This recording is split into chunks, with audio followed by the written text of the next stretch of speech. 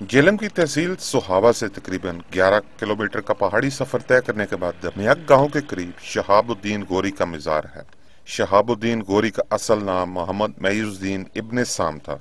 नौजवानी में इसको शहाबुद्दीन के नाम से पुकारा जाता था, जिसकी वजह से सुल्तान शहाबुद्दीन के नाम से पुकारा जाने लगा। वो अफगानिस्तान से हिंदुस्तान आया। इसने 150 हिंदुस्तानी राजाओं की इज्तिमाई फौज, जिसमें राव गोंदे और दूसरे कई हुक्मरान शामिल थे। इस फौज का सरबराह और अजमेर का राजा पृथ्वीराज चौहान था, जिसको आपने बड़ी दिलेरी से ललकारा और ये लड़ाई 1192 को दिल्ली के शमाल में पानीपत के मैदान में लड़ी गई। इस अजीम उल शान फतह ने सुल्तान मोहम्मद गोरी को हिंदुस्तान का मालिक बना दिया।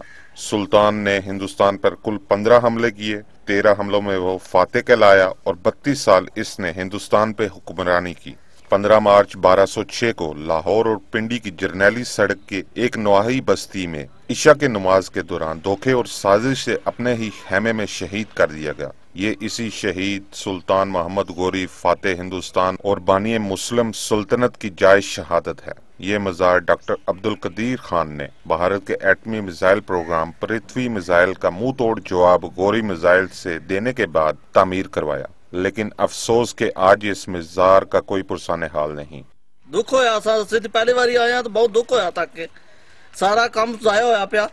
कोई निगरानी नहीं, कोई देखभाल नहीं, कोई कहा नहीं, कोई कुछ नहीं, तक के मज़ार नूं रोण आंदा। पर सारे इसने टूट गए, कोई इसने निगरानी नहीं करना बंदा, कोई पानी नहीं है, कोई देखभाल नहीं है, इसने सारे सत्यानाश भी हो, बर्बादी है।